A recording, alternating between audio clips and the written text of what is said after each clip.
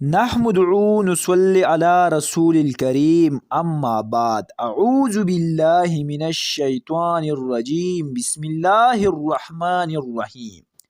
دوستو، جو لوگ یہ کہتا ہے کہ ہمارے نصیب میں کچھ نہیں ہے،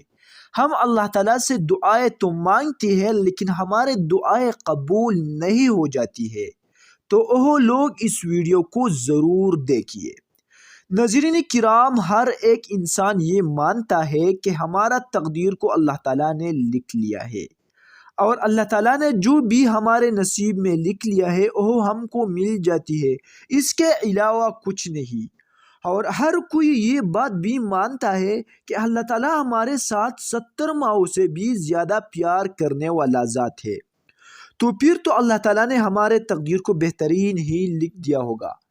کیونکہ ایک ماں انسان کے ساتھ کتنا پیار کرتا ہے، اپنے بچے کے ساتھ کتنا پیار کرتا ہے، پھر تو اللہ تعالیٰ 70 ماؤں سے بھی زیادہ پیار کرنے والا ہے۔ اور یہ بات بھی کنفرم ہے، یہ بات بھی یقینی ہے کہ دعائیں نصیب کو، تقدیر کو بدل دیتی ہے، لیکن ہم نا امید ہو جاتی ہے اور بالکل مایوسی کے ساتھ ہم اللہ تعالیٰ سے دعائیں مانگتے ہیں۔ بعض اوقات ہمارے دعائیں قبول نہیں ہو جاتی ہے،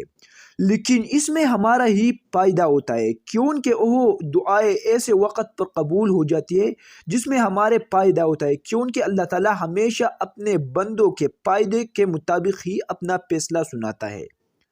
آج کے بعد جو بھی دعا مانگنا ہے پورے امید کے ساتھ مانگو، پورے یقین کے ساتھ مانگو، اور یہ یقین رکھو، مین جو بات ہے وہ یقین کا ہے، لازمی بات جو ہے وہ یقین ہی کا ہے۔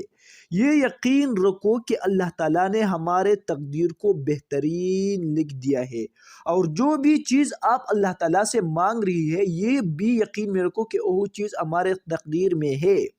تو آپ کی تقدیر خود ہی بدل جائے گی، آپ کو آپ کی ہر ایک دعا ہی قبول ہو جائے گی۔ اگر آپ لوگوں کو یہ ویڈیو اچھی لگی ہے تو برائے کرم ہمارے یوٹیوب چینل کو ضرور سبسکرائب کریں۔ شکریہ۔